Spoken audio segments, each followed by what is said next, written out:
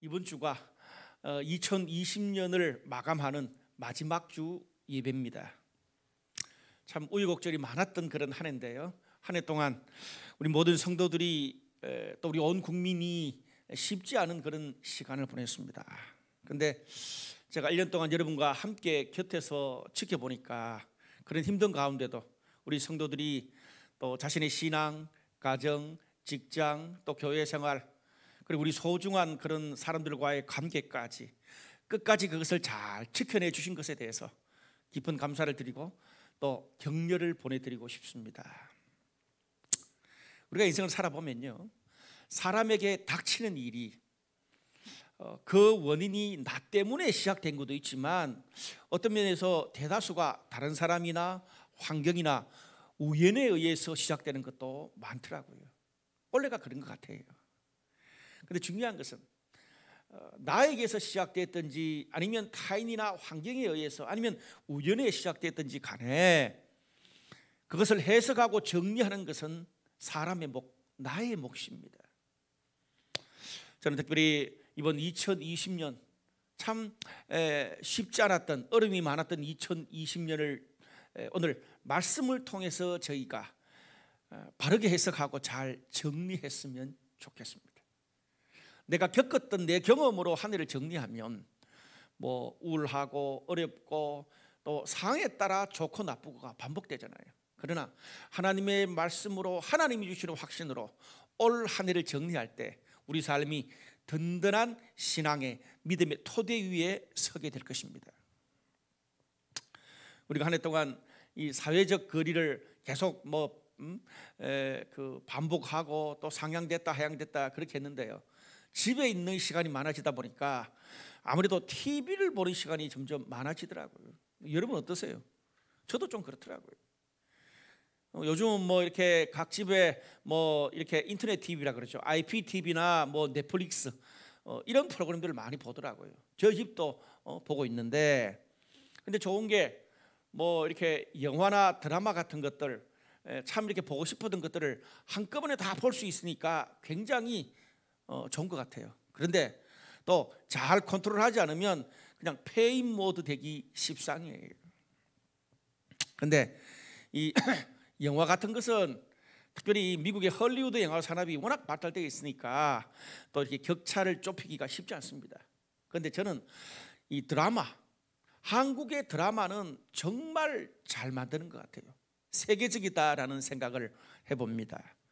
물론 그 미드, 영드, 외국 드라마 같은 경우 재미도 있고 참 좋은데 저 같은 사람 이 볼 때는 두사부일체 이런 것에 감동받는 저 같은 사람은 너무 좀 이렇게 외국 드라마가 머리를 좀 많이 써야 돼. 그리고 감정선이 좀 섬세하지 않은 것 같아. 주제도 막 굉장히 고난도는 많은데 일상 다반사의 그런 심지어 유치한 것까지 그렇게 많지 않더라고요. 그런데 한국 드라마는요, 소재도 다양하고 일상적인 것도 있고 거기 나오는 그런 그 배우들의 말 한마디, 표정 하나, 그리고 카메라 앵글까지 그 방식이 정말 감성적인 것 같아요. 세계 한류 열풍이 불고 있지 않습니까? 그래서 한국의 노래가 지금 전 세계화 되고 있습니다. 저는 한국의 드라마도 이미 이제 전 세계화 되고 있는 중에 있는데 아마 세계적으로 열풍이 불지 않을까 그런 생각을 합니다. 제가 이 드라마뿐 아니라 이렇게 TV를 보다 보니까 한국 사람들이 참 이야기, 스토리를 좋아하는 그런 민족인 것 같아요. 요즘 트로트 열풍도 있는데 여러 가지 다양한 경연 프로그램이 참 많이 나옵니다. 그런데 경연 프로그램이라는 게 노래로 승부하는 거잖아요. 근데 그 우리나라 경연 프로그램을 보면 노래로 승부하는데 그 사람의 과거의 개인 그런 인생사가 굉장히 많이 나와요. 그러면서 막 울어. 그럼 또 한국 사람은 막 울고 이러면 공감대를 더 많이 형성하는 것 같기도 해요. 그런데 한국인들만 이야기를 좋아하는 것이 아닙니다. 우리가 믿는 하나님도 이야기, 스토리를 좋아하세요. 여러분 성경에 여러 가지 장르가 있잖아요. 이야기, 시, 법, 예언, 오만 가지 참 많은 장르가 있습니다. 근데 성경 66권 장르 중에 가장 많이 나오는 장르가 뭐라고 생각하세요? 이야기입니다. 스토리. 좀 더 신학적인 용어로 이야기하면, 문학적인 용어로 이야기하면 내러티브가 가장 많이 나옵니다. 거의 뭐 60, 70%가 내러티브예요. 이야기예요. 근데 이 내러티브라고 말하면 이야기이기는 한데 좀 더 이야기 폭이 넓습니다. 인간의 시공간에서 일어나는 모든 종류의 그런 사건, 사고, 관계에 얽힌 모든 것들을 다 포함하는 이야기예요. 그러다 보니까 거기는 뭐 역사적인 이야기도 나오고 노래도 나오고 시도 나오고 막 재판에 대한 것도 나오고 그리고 미래 예언도 나옵니다. 우리 삶이 그렇잖아요. 다 우리 삶에 그런 요소들이 있잖아요. 특별히 제가 창세기 설교를 하고 있는데 창세기, 출애굽기, 레위기, 민수기, 신명기, 모세오경이라 그래요. 여러분 이 장르가 뭔 줄 아세요? 내러티브예요. 구약에서 이 모세오경이 얼마나 그 분량이 큽니까? 그게 다 내러티브라는 거예요. 그런데 이야기의 특징이 있습니다. 우리가 왜 그 드라마나 영화를 좋아합니까? 그 스토리가요 끝까지 가봐야 결말이 납니다. 뭐 과거에 그 미국의 그 야구 선수 하나가 끝날 때까지 끝난 게 아니다 그런 명언을 남겼잖아요. 이야기가 그래요. 끝까지 잘 될 것 같은데 막판에 가가지고 그 여인이 다른 남자한테 가. 완전히 역전이 일어나요. 늘 또 이야기에는 예외적인 상황이 존재합니다. 그래서 재밌고 또 그래서 흥미롭기도 해요. 여러분 성경의 이야기도 마찬가지입니다. 우리는 지난번 오늘 설교 본문 바로 앞에 아담과 하와가 하나님 말씀 불순종해서 이 선악과를 따먹고 하나님께 심판받는 그런 본문을 이 바로 앞에 설교 때 했습니다. 인간의 죄로 인해서 하나님의 이 땅을, 이 창조의 세계를 향한 선한 계획이 다 어그러져 버렸어요. 그런데 오늘은 인간이 그 죄의 타락으로 선악과를 따먹고 난 다음에 그 죄의 저주를 받는 장면이 리얼하게 나옵니다. 그런데 죄의 저주만 나오는 게 아니라 회복의 그 이야기, 회복의 스토리도 동시에 나와요. 여러분 이 구약의 결론이 뭔지 아세요? 율법을 지키면 죽는다. 신약은 뭡니까? 복음으로 인해서 살아난다. 성경에는요 심판과 회복의 이야기가 늘 동시에 있습니다. 특별히 오늘 말씀드리면서 우리가 2020년 한 해를 정리하면서 우리 삶에 고통, 절망, 혼란만 볼 것이 아니라 그 혼란과 고통 속에 빛나는 하나님의 은혜, 회복시키는 하나님의 은혜를 볼 수 있기를 주님의 이름으로 축복합니다. 먼저 오늘 본문에는 죄로 인한 저주가 먼저 나옵니다. 오늘 본문 14절에서 19절까지 그 죄의 구체적인 저주의 내용이 나와요. 거기는 이제 죄를 지은 당사자 3명의 저주가 나와요. 뱀, 여자, 남자 이렇게 나와요. 먼저 하나님이 뱀에게 저주를 내립니다. 핵심이 이거예요. 네가 쟤를 그 여자를 유혹했으니까 모든 동물들 중에 특별히 더 저주를 받을 거라. 그래서 종신토록 그 뱀이 이 땅을 기어다니면서 흙을 먹을 거다. 그렇게 본문이 나오는데 성경 원어에 흙을 먹는다는 말은 이 땅의 티끌을 삼키게 될 거다. 그렇게 리얼하게 이야기하고 있습니다. 실제로 뱀이 땅을 기어다니면서 먹이를 먹을 때 어떻습니까? 그 땅의 먼지 티끌도 같이 삼키잖아요. 1차적인 저주예요. 그런데 보다 근본적으로 뱀에게 준 영적인 저주가 있습니다. 여기 나오는 이 뱀은 사단을 이야기하죠. 사단이 인간을 하나님 앞에서 죄를 범하고 하나님과 멀어지게 한, 불순종하게 한 그 받은 이 저주가 뭐냐? 여기 보니까 뱀의 후손하고 여자의 후손이 서로 원수가 되어 영원토록 끝까지 싸울 거라는 이야기입니다. 여기 성경의 원어는 원수라는 이 단어를 성경의 원어는 어떻게 표현했냐면 분노, 정오라고 표현했습니다. 그런데 이 히브리어법으로는 정오라는 단어가 제일 앞에 나와요. 정오한다. 여자의 후손, 사단의 후손이 그렇게 싸운다는 거예요. 그만큼 이 여자의 후손과 이 사단의 후손들이 서로 이 세상 끝날까지 서로 어르렁거리면서 싸우게 되는 이야기를 하고 있습니다. 근데 여기에 이 정오한다 단어가 미완료형이에요. 미완료형이 뭐냐면 그 말이 떨어지고 난 다음부터 시작해서 이후로도 계속 ing라는 그런 시제입니다. 근데 그 사단의 후손이 이 여자의 후손의 발꿈치를 상하게 했다, 그렇게 이야기합니다. 여기 상하게 한다는 말은 집요하게 공격을 해서 넘어뜨리려고 상처를 준다는 거예요. 이것도 미완료형이에요. 둘 다 정오하는 것도 미완료형이고 발꿈치를 상하게 하는 것도 미완료형이에요. 이 본문을 해석하면 사단이 그 졸개들이 그 인간, 여자 유손 인간을 향해서 정오의 마음을 이 세상 끝날까지 품고 어떻게 하든지 인간을 쓰러뜨리고 유혹하고 실패하고 좌절하고 낙심하고 못 일어나게 하도록, 하나님으로부터 멀어지게 하도록 어떻게 하든지 최선을 다한다는 거예요. 그래서 베드로전서 5장 8절은 이것을 이렇게 표현해요. 사단이 우는 사자와 같이 두루 삼킬 자를 찾느니라.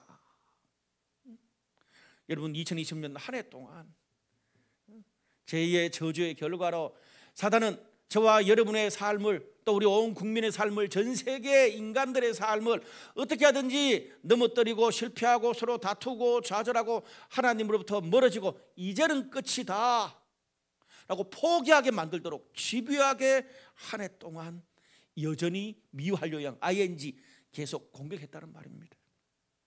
그럼에도 불구하고 오늘 믿음으로 신앙으로 끝까지 이 자리에서 하나님이 우리를 사랑하시고 또 하나님이 우리에게 주신 그 확신을 가지고 쓰러지지 않았다면 우리 삶 가운데 하나님이 함께한 증거인 줄로 믿습니다. 그 다음에 3장 16절에는 여자한테 내린 저주예요. 크게 한 세 가지예요. 잉태하는 고통을 크게 더하겠다. 그리고 수고하면서 자식을 낳는데요. 그리고 남편을 사모하지만 오히려 남편이 너를 다스릴 거다. 이 세 가지예요. 여러분, 이게 아마 인간이 타락하기 전에는 애를 놓는 고통이 그렇게 크지 않았는가 봐요. 그런데 여기 나오는 고통이라는 단어는 성경 원어로 보면은 육체적인 고통 더하기, 섭섭함, 근심, 슬픔, 이런 모든 것들 다 포함하고 있는 단어예요. 그러니까 이 잉태하는 고통 자체가, 애를 놓는 고통 자체가 육체적으로도 뭐 이 세상에서 가장 아픈 것 중에 하나가 이 출산의 고통이라 그러잖아요. 그와 함께 그것 때문에 겪게 되는 5만 가지 인간의 심신의 어려움도 다 포함되어 있다는 말입니다. 그걸 크게 더하리니 무슨 말이에요? 상상할 정도로 육체적으로 심리적으로 자녀 때문에, 출산 때문에 겪는 고통이 크다는 말이에요. 여러분, 뭐 우리 교회에도 우리 자녀 출산하고 뭐 이제 그런 분들이 있지만은 참 고통이 크잖아요. 근데 그와 함께 낳는 것만 어려운 게 아니라 그 자녀를 기르는 것도 정말 고통스러운 거예요. 여기에 여러분, 자녀를 기르는 게, 자녀를 낳고 기르는 것이 그 고통, 예쁨이 내 인생의 다른 모든 것들 중에 그게 가장 크고 가장 오랫동안 계속돼요. 여러분, 이제 자녀를 좀 키워서 아이고 이제 지가 잘 걸어다니고 초등학교 보내면 되겠다 싶어요? 안 그래요? 그럼 거기에 맞는 그것도 섬겨야 되고 힘듦이 오고, 청소년 때가 되면 또 청소년이 돼서 힘들고, 이제 대학 좀 보내고 그러면 직장 가야 되죠. 직장 가면 또 결혼시켜 보내야 되죠. 그러면 또 뭐 여러 가지 또 애 봐달라 그러죠. 그 고통이 말이 아니에요. 그래서 요즘 이렇게 젊은 부부들 가운데 자녀를 안 놓는 그런 부부도 꽤 있습니다. 안다는 거죠. 여러분, 이런 출산과 자녀를 키우는 모든 이 고통이 죄의 결과라고 이야기합니다. 자, 그 다음에 오늘 본문의 표현을 보면 여자가 남편을 원하는데 남편이 너를 다스린다, 이 말이 뭐예요? 여기서 원하다라는 말인 물이 가득 흘러 넘치다, 막 목이 줄이다, 그래서 막 물을 먹으려고 뛰어다니다, 그런 뜻이에요. 여기 남편을 원한다는 말이. 여러분, 사막 같은 데 가서 뭐 몇 주 동안 물 한 모금 마시지 못한 사람은 어떻게 됩니까? 신기루가 막 보인다 그러잖아요. 오아시스에 신기루가 보인다 그러잖아요. 근데 멀리 오아시스가 보여. 그럼 어떻습니까? 몇 주 동안 물 한 모금 못 마신 사람이 막 갈증을 해결하기 위해 뛰어가는 것처럼 여자가 자신을 사랑해 줄 그런 사람을 그렇게 간절히 찾는다는 거예요. 물론 남자도 찾죠. 근데 여자들이 그걸 막 드러내놓고 말 안 할 뿐이지 남자보다 훨씬 더 사랑에 대한 욕구가 여자가 큰 것 같아요. 바람이. 근데 정말 그렇게 남자를 찾는데 정작 찾은 그 남자가 자신을 진정으로 사랑해주고 배려해줄 줄 알았는데 그게 아니고 남자가 여자를 오히려 지배하려고 그러고 종속하려고 그러고 자기의 욕심만 채우려고 그런다는 거예요. 그래서 오히려 사랑해서 만나려고 그렇게 애썼는데 결국은 쓸쓸하게 혼자 기다릴 수밖에 없는 그런 존재가 될 거다. 그 이야기예요. 여러분, 우리 그런 일면들을 이 여자 일생을 통해서 우리가 사랑하는 수많은 사례들을 통해서 볼 수 있잖아요. 자, 그런데 우리가 오늘 이 본문 그 여자한테는 출산과 사랑에 대한 저주고요, 남자는 일과 땅에 대한 저주를 받습니다. 그런데 그래서 이것들을 남자한테는 이거, 여자한테는 저거 도식화시키면 안 돼요. 이 성경이 기록된 이 연대가 지금보다 3,500년 전이잖아요. 그 시대의 가치관으로 이 성경을 볼 필요가 있습니다. 물론 여자를 출산하는 것은 남자는 출산을 못합니다. 여자만 출산할 수 있습니다. 근데 요즘 세대는 여자만 애를 키우는 것이 아니고 뭐 가사노동부터 시작해서 아이를 키우는 것은 남자도 같이 합니다. 요즘은 남자도 출산휴가를 주는 그런 회사들이 꽤나 많습니다. 그리고 남자만 일하는 게 아니라 여자도 대다수가 일을 많이 해요. 물론 오늘 이 본문에 있는 저주들 중에 남자나 여자에게 더 적용되는 그런 이 케이스 파트도 있습니다만은 오늘 다른 모든 것들은 보편적인 남자와 여자를 넘어서 보편적인 인간에게 준 저주라고 받아들여야 됩니다. 그래서 하와에게 내린 저주는 여자가 출산할 수 있는 그거는 뭐 남자보다 여자가 더 많이 저주를 받은 게 맞아요. 근데 그 이외에 나머지 모든 것들은 남녀의 사랑에만 그런 저주가 있는 게 아니에요. 모든 인간관계에 다 적용이 됩니다. 여러분, 남자 여자 할 것 없이 우리 모두는 우리 평생 살면서 나를 정말 이해해주고 받아주고 인정해주는 그런 사람 다 만나고 싶어 하잖아요. 그것이 친구든 이성이든 아니면 뭐 멘토든. 근데 정말 그런 마음은 있는데 나를 가장 잘 이해하는 친구, 연인, 심지어 가족조차도 나를 이해하지 못하고 받아주지 못하는 경우도 허다합니다. 그런 여러 가지 모든 것들도 다 우리가 하나님과의 관계가 파괴되고 끊어지고 난 다음에 나타나는 죄의 결과라고 오늘 성경은 말해주고 있어요. 우리가 그걸 이제 좀 개념적으로 이야기하잖아요. 하나님과 죄로 인해서 하나님과의 관계가 끊어지면 나 자신과의 관계, 이웃과의 관계, 그리고 우리 사물과의 관계 다 파괴된다. 뭐 그렇게 얘기하잖아요. 그걸 오늘 굉장히 스토리텔링으로 이야기해주고 있습니다. 자, 그 다음에 오늘 3장 17절에는 남자에게 주어진 저주입니다. 근데 그 저주가 여자한테 그 이야기한 것과 조금 각도가 달라요.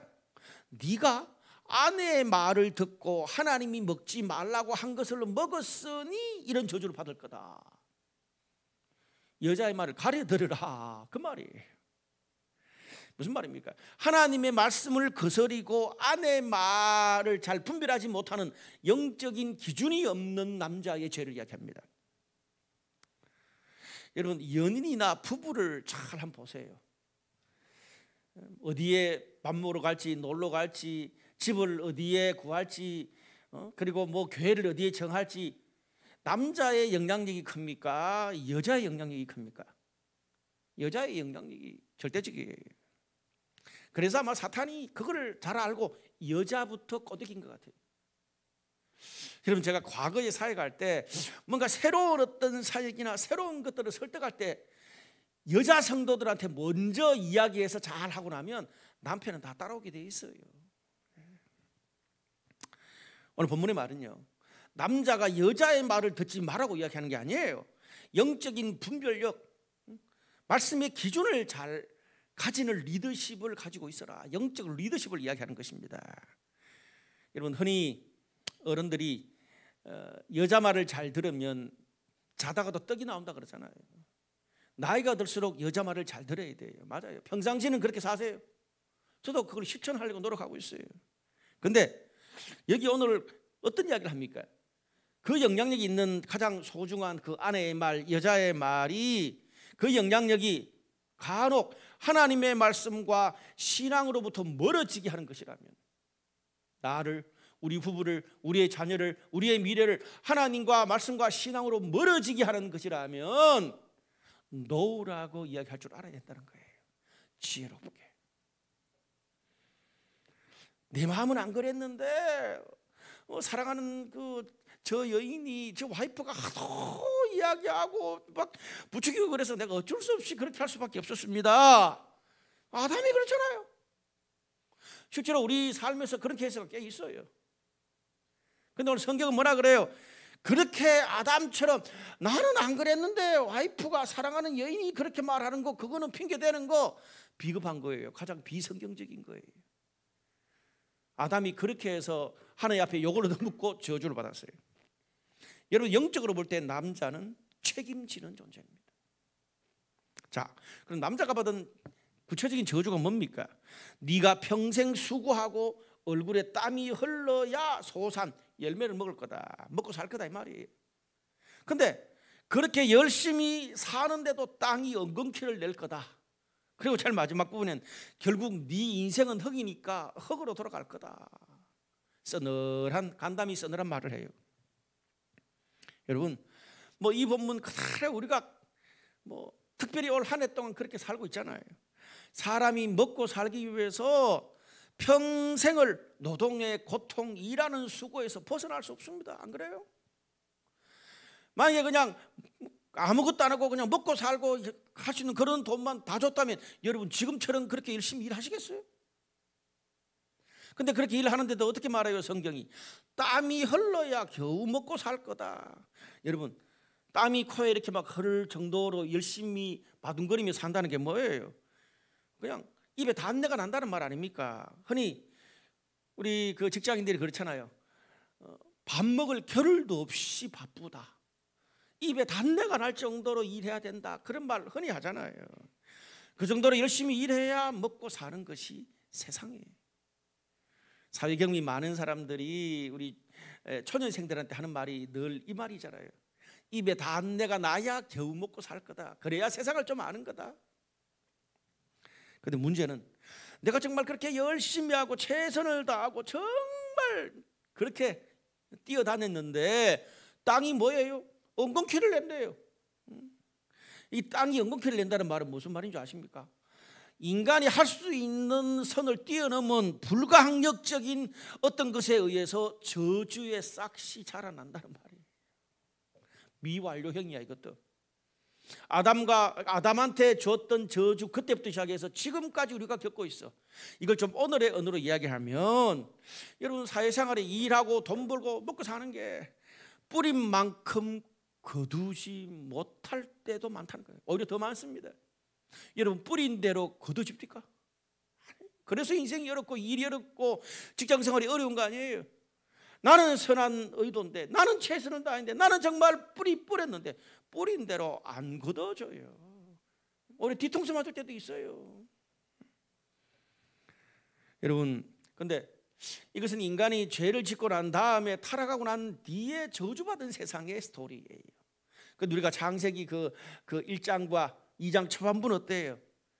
하나님이 만드신 땅, 하나님이 만드신 천지 만물 어떠셨어요? 어땠어요?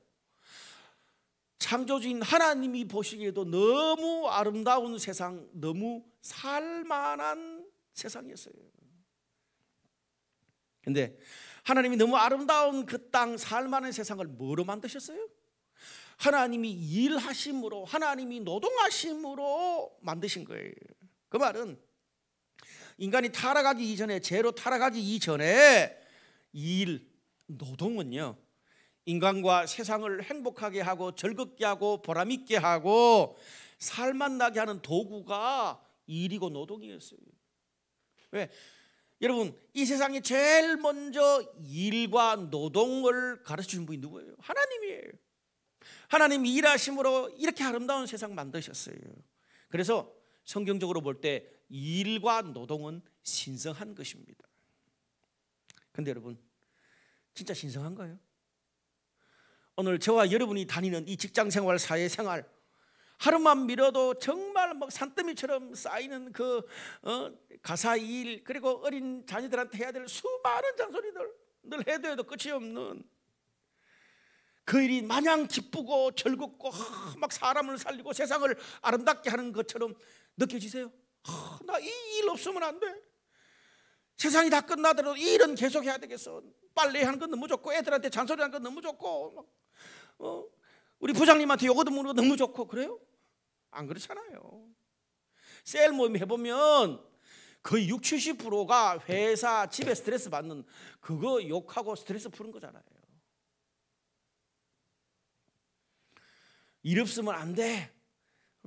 정말 내가 하는 이 일로 가치를 느껴. 그런 사람이 많아요. 아니면 하루라도 빨리 쉬고 나 건물주 되고 싶어. 그런 사람이 많아요. 흔히 사람들이 내가 열심히 일한 만큼만 존중받고 대우받으면 원이었겠다, 그런 말 하잖아요. 그런데 오늘 그럼에도 불구하고 세상이 은근히 낸다 그랬잖아요. 열심히 한 만큼 돌아오지 않는 게 직장일이고 가사일이고 세상 일입니다. 오죽했으면 하마터면 열심히 일할 뻔했다는 책이 다 나오겠어요. 여러분, 코로나도 두렵지만 그것보다 더 두려운 게 뭐예요? 정부가 왜 사회적 거리두기를 뭐 2단계, 3단계 올리라 그랬다가 올리지도 못하고 내리지도 못하고 왜 그래요? 잘못하면 밥줄이 다 끊기니까 그런 거예요. 회사도 마찬가지입니다. 정부나 또 이렇게 사회 눈치 보면서 비대면 하려고 그랬다가 대면 하려고 그랬다가 그것도 안 되니까 뭐 2개조, 3개조로 나누어 가지고 한 주씩 돌아가면서 비대면 하려고 그러고 별의별 수 다 쓰는 거 아니에요. 흔히 중년의 남자나 여자분들이 이런 말을 하는 것을 들을 때가 있습니다. 내가 정말 평생 가족을 위해서 열심히 일하고 열심히 빨래하고 열심히 애 키웠는데 어느 날 생각하니까 그 노력과 애씀이 너무 허망하게 느껴질 때가 있다고 우리 흔히 그런 이야기 듣잖아요. 그런데 요즘은 그거를 20대, 30대가 그런 것들을 느끼는 게 너무 안타까울 뿐입니다.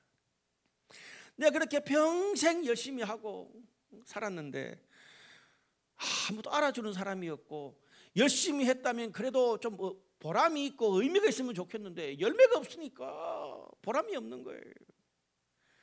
그렇게 직장일 열심히 했는데 잘리고 그만두고 나니까 너무 허무해요. 그렇게 우리 자녀들을 중요하다고 생각하고 그렇게 키웠는데 시집장 가고 나니까 부모님 그때다 보려고 그러지도 않아.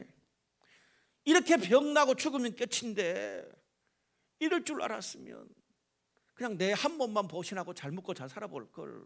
너무 허무한 인생이다. 우리 그런 이야기 많이 들어요. 그럼 나이가 든다는 것은 인생의 그런 쓴맛을 알아가는 것이기도 해요. 그것을 오늘 성경은 죄의 결과라고 말해요. 네가 흙으로 돌아갈 때까지 땀이 흘러야 된대요. 이런 저주가 어디 있어요? 흙으로 돌아갈 때까지가 뭐예요? 너의 인생의 그런 고통, 수고, 걱정, 근심이 죽기 직전, 눈 감기 직전까지 계속될 거다. 이것이 하나님을 떠나서 죄를 범한 인생의 죄의 저주의 결과라는 거예요. 오늘 여기에 땅이 저주를 받았다라는 말 나오잖아요. 땅이 저주를 받았다, 이거는 번역한 말이에요. 성경 원어는 직역하면 이거예요. 땅에 대해서 하나님이 창조 시절에 창조하셨던 하나님의 창조의 손길, 하나님의 섭리 다스리는 그런 은혜가 거두어졌다, 이 뜻이에요. 그게 저주입니다. 사람이 생각하는 저주와 하나님이 생각하는 저주가 달라요. 뭐예요? 땅에, 우리 인간의 삶에 창조하시는 하나님의 손길을 보살피고 인도하신 하나님의 손길과 하나님의 은혜가 거두어져 가는 것이 저주예요. 특별히 하지 않아도 하나님의 은혜와 하나님의 인도하시는 손길만 거둬도 인간은 모두 죄인이기 때문에 가만히 두면 이 길로 그냥 가볼 수밖에 없는 거예요. 저주의 길로 갈 수밖에 없는 거예요. 여러분, 우리의 삶, 우리가 하는 사랑, 자녀, 직장과 비즈니스, 공동체도 마찬가지입니다. 하나님의 창조의 손길, 은혜의 손길이 사라지면 오늘 여기 나오는 아담과 하와의 가정과 일의 이야기가 우리의 이야기가 될 수 있다는 사실입니다. 성경에만 나오는 이야기가 아니에요. 우리는 원래 2020년 대한민국 땅에서 인간의 죄로 인한 타락과 불가항력적인, 여러분 코로나 이게 불가항력적이에요. 우리가 코로나를 만들었나요? 그런 인간의 죄의 타락의 그늘 아래에서 우리는 올 한 해 동안 힘들게 살아왔습니다. 오늘 여기에 창세기에 하나님의 말씀을 거스르고 죄로 인한 타락은 2020년도 우리의 삶에도 비완료형 시제 ING로 계속 진행되고 있습니다. 성경이 뭐라고 말해요? 너는 흙이니 결국 흙으로 돌아갈 거다. 무슨 말입니까? 사람들에게 야 누구야?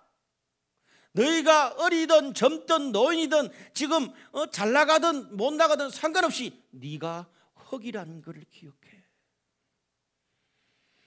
하나님과의 관계가 단절된 인간, 하나님을 떠난 인생이 얼마나 무거치하게 결국 남는 게 가지고 얻고 그렇게 살았는데 마지막에 가서 땅에 엉겅퀴 죄의 결과 때문에 허무하게 되어줄 수밖에 없는 것이 인간의 삶입니다. 결국 그래서 하나님이 오늘 우리 뒷본문에 보면 가죽옷으로 다시 지어 입혀주시고 하나님의 은혜로 우리의 삶을 덮어주시고 인도해주시고 보듬어 주시지 않으면 우리의 인생은 허무만 남게 될 것입니다. 많이 얻으면 얻을수록, 많이 성취하면 성취할수록 오히려 그 죄의 결과만 더 많이 쥐레처럼 우리 삶에 드러나고 말 것입니다. 그런데 오늘 감사한 것은 오늘 본문에 저주만 나오잖아요. 그 심판의 그늘 속에 빛나는 은혜를 동시에 말씀해 주고 계세요. 제가 죄로 인한 결과가 세 가지라 그랬잖아요. 뱀, 여자, 남자. 그런데 오늘 또 그 죄의 결과를 하나님이 뒤집으시는, 역전하시는 회복의 스토리도 세 가지가 나와요. 거기 보면 여자의 후손이 사탄을 이길 거다 하나, 하나님이 가죽옷을 지어서 입히시는 거 하나, 그리고 하와한테 새로운 이름을 주시는 것으로 하나님이 역전 회복시키십니다. 오늘 15절에 보니까 이런 말씀이 있네요. 여자의 후손은 내 머리를 상하게 할 것이요 너는 그의 발꿈치를 상하게 할 것이니라. 사단이 여인의 후손의 발꿈치를 상하게 한대요. 그 말은 상처를 입어도 찢어지고 쓰러지고 비틀거려도 완전히 쓰러지지 않는다는 거예요. 치명상을 입지 않는다는 거예요. 제가 아까 상하게 한다는 것이 집요하게 공격한다 그랬잖아요. 그런데 오늘 여기에 그렇게 공격을 당하지만 치명상은 안 입고 오히려 여자의 후손이 뱀, 그러니까 사탄의 머리를 상하게 한다. 한마디로 여자의 후손이 사탄의 머리를 치명상을 입혀서 회복 불능으로 만든다는 말이에요. 그 말은 사단에 대한 궁극적인 승리, 여기에 여자의 후손은 예수 그리스도잖아요. 예수 그리스도를 이야기하는 거거든요. 그러니까 예수 그리스도로 인해서 우리가 도무지 이길 수 없는 사탄의 그 능력, 사단을 완전히 어떻게 하든지 간에 이길 거라는 약속을 주신 거예요. 로마서 5장 18절에서 21절 사이에 요약하면 이런 말씀이 있어요. 그런즉 한 범죄로 많은 사람이 정죄에 이른 것 같이 한 의로운 행위로 말미암아 많은 사람이 의롭다 하심을 받아 생명에 이르렀느니라. 이는 죄가 사망 안에서 왕노릇한 것 같이 은혜도 또한 의로 말미암아 왕노릇하여 우리 주 예수 그리스도로 말미암아 영생에 이르게 합니다. 심플하게 말해서 오늘 본문에 첫사람 아담과 하와는 사단의 유혹에 빠져서 실패했잖아요. 죄가 왕노릇하는데 내어줘버린 거예요. 여러분, 인간은요, 인간의 힘과 능력으로는 절대 죄의 영향력, 사탄의 영향력 이길 수 없습니다. 오히려 인간의 어떤 삶의 능력으로는요, 죄와 이 사탄의 저주와 영향력이 우리 삶을 지배할 수밖에 없어요. 그런데 오늘 어떻게 해요? 여자의 후손인 한 사람인 예수 그리스도께서 이미 승리했다라고 말씀하시잖아요. 그 승리하신 예수를 믿고 붙드는 사람은 오히려 사탄과 죄의 결과가 우리 삶을 지배 왕노로 사는 게 아니라 하나님의 은혜, 생명, 의로움, 다시 일으키심이 우리 삶을 지배하게 될 거다라고 말합니다. 아멘. 여러분, 2020년 한 해 여러 가지 수많은 그런 코로나 때문도 있고 여러 가지 사회적 환경, 개인적인 일 때문에 여러분의 삶, 그리고 여러분의 영혼, 여러분의 마음이 상하게 되어서 비틀거리는 일들이 많으셨을 것입니다. 그런데 현실과 상황만 보면 가능성이 없을 수도 있습니다. 우리가 환경을 뛰어넘다 그래도 인간은 도저히 환경을 뛰어넘을 수 없고 사단의 영향력을 뛰어넘을 수 없고 죄의 영향력, 우리의 한계를 뛰어넘을 수 없습니다. 그럼에도 불구하고 우리가 예수 그리스도를 붙들고 그 사탄을 이기신 그 예수 그리스도의 승리의 약속을 붙들고 2020년을 바라본다면 우리를 조금 비틀거리게 하고 우리를 조금 실패하게 하고 있지만 우리는 하나님의 약속으로 이미 이겼다고 말씀하신 하나님의 약속을 붙잡을 때 우리는 일어나게 될 줄로 믿습니다. 아멘. 또 하나 21절에 여호와 하나님이 아담과 그의 아내를 위하여 가죽옷을 지어 입히시니라. 하나님이 아담, 하와 부부한테 가죽옷 지어 입히셨대요. 그런데 오늘 여기가 이 시기가 언제입니까? 이 성경을 기록하던 것은 3,500년 전인데 이 아담 스토리는 하나님이 천지 창조하고 난 다음에 얼마 안 돼서였어요. 옛날도 이런 옛날이 없어요. 그 시절에 가죽옷을 지어 입혔다는 말은 무슨 말이에요? 가장 질기고 오래가고 완벽하게 부끄러움을 가려주는 옷을, 완전한 그 시절에 옷을 하나님이 지어줬다는 거예요. 왜 그랬습니까? 창세기 10장에 보면 3장 10절에 보면 이 아담과 하와가 선악과를 따먹고 자신이 벗었음을 알고 두려움과 수치 때문에 숨었어요. 두려워서. 우리가 벗었거든.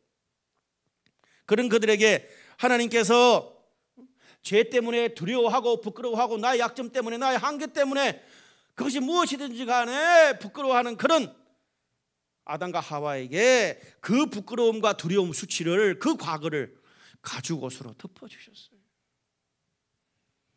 근데 여기에 지어 입히시고 가죽옷을 주셨다고 그랬어요.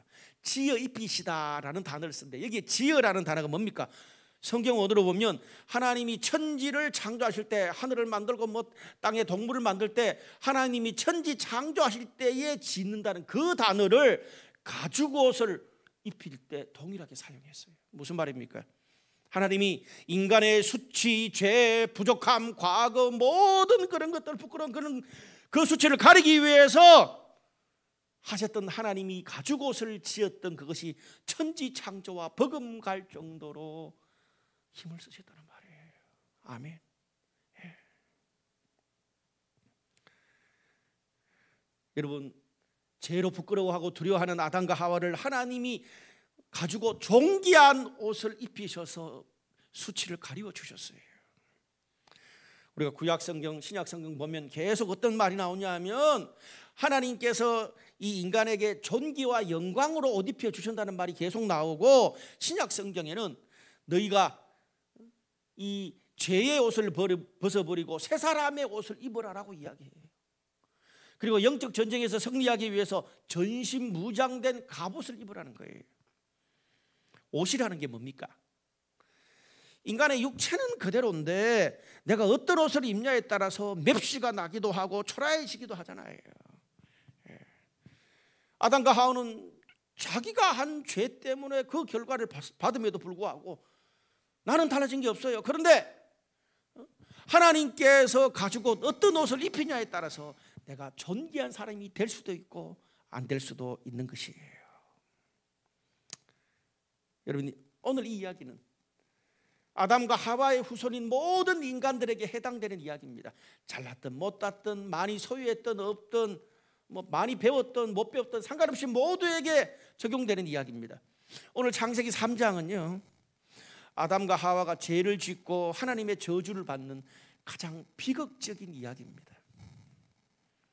근데 오늘 전반부는 그런데 오늘 후반부에서 하나님은 그 심판과 저주의 한중간에서 여자의 후손을 통해서 그들을 다시 일으키시고 가죽옷을 지어서 우리의 모든 죄와 허물과 수치를 가려 주십니다. 가장 멋지게 회복하는 스토리로 창세기 3장을 끝맺어요. 해피엔딩이에요. 성경에서 나타나는 최초의 회복의 스토리예요. 회복이 뭡니까? 완전 깨졌다, 뭉개졌다, 쓰러지고 넘어졌는데 다시 일으켜주는 것, 그게 회복의 스토리예요. 성경에 처음 나타나는 회복의 스토리가 창세기 3장이에요. 그래서 오늘 창세기 3장 15절, 21절 여자의 후손이 머리를 깨부순다, 그리고 가죽옷을 집혀준다. 그래서 이걸 원시복음이라 그래요. 왜?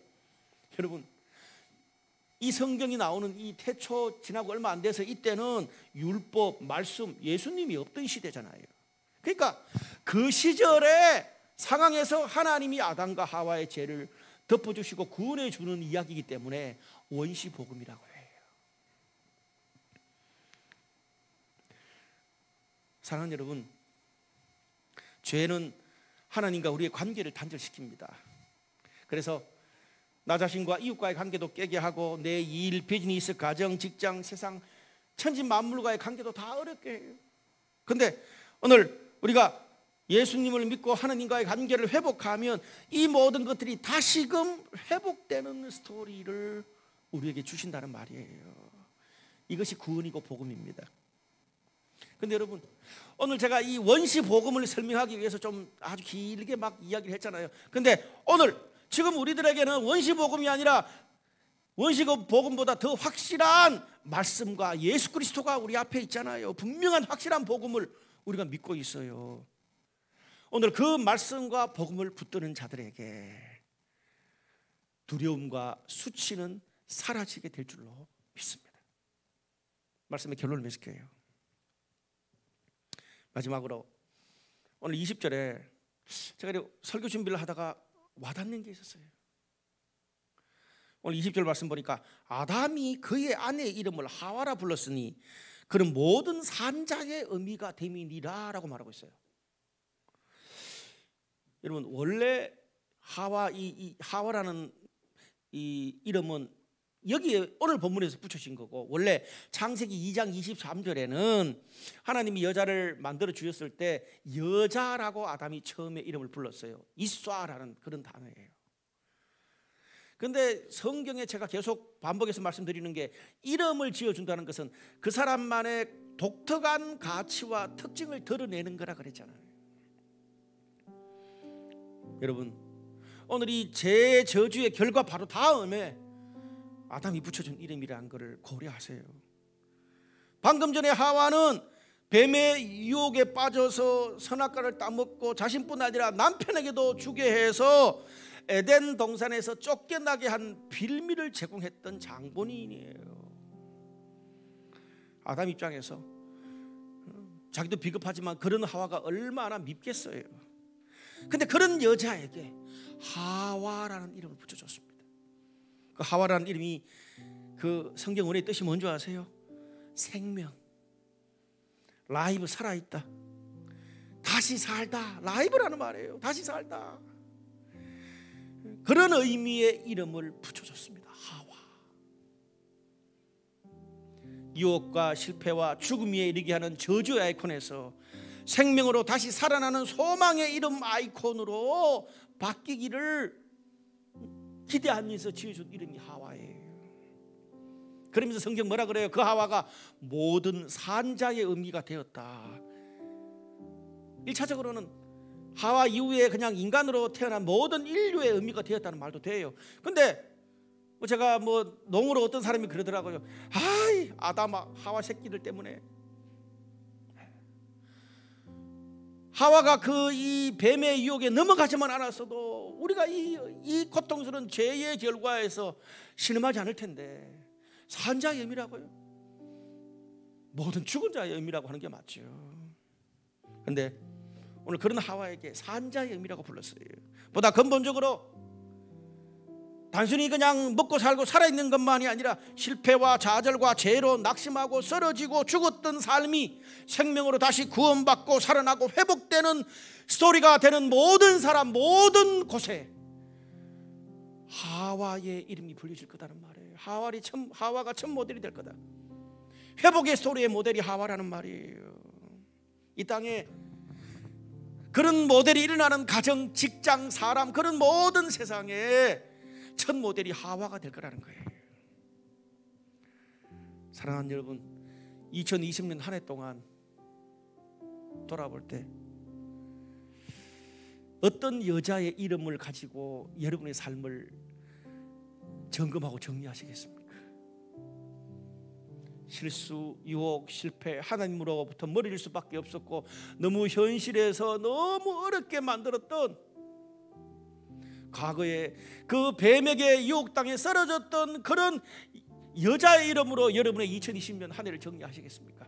아니면 그럼에도 불구하고 다시 회복시키시는 모든 산자의 의미로 다시 일어나고 회복되는 스토리의 첫 모델이 되는 그런 하와의 관점에서 믿음으로 여러분의 2020년을 다시 보고 정리하시겠습니까? 올 한 해 동안 제가 어느 날 제가 이제 코로나로 부정적인 이야기 안 하겠다고 말씀드렸잖아요. 제가 우리 블라이트 강남교회를 담임하는 담임 목사로서 제일 많이 기도한 게 뭔지 아십니까? 하나님, 상황이 이런 가운데도 우리 성도들 현실이 어려운 가운데도 현실은 어렵지만 더 하나님과 가까이 가는 회복의 스토리가 있게 하시고, 이 힘든 가운데도 가정에서 정말 부부와 자녀들이 하나님께 더 가까이 가고 우리 관계가 회복되는 더 성숙하는 그런 회복의 스토리를 보게 하시고, 길이 없는 곳에 돌파하는 그런 회복의 스토리를 보게 하시고, 우리 공동체 안에 각 사람에게 있는 다양한 회복의 스토리가 우리 모두의 희망의 스토리가 되게 해주십시오. 어떤 상황 가운데도 2020년 아니 코로나보다 더한 미래에도 우리가 거기서 주님을 믿고 좌절하는 것이 아니라 모든 산자의 모델로 다시 희망을 노래하는 그런 저와 여러분이 모든 블라이트 교회 성도 되시기를 주님의 이름으로 축복합니다.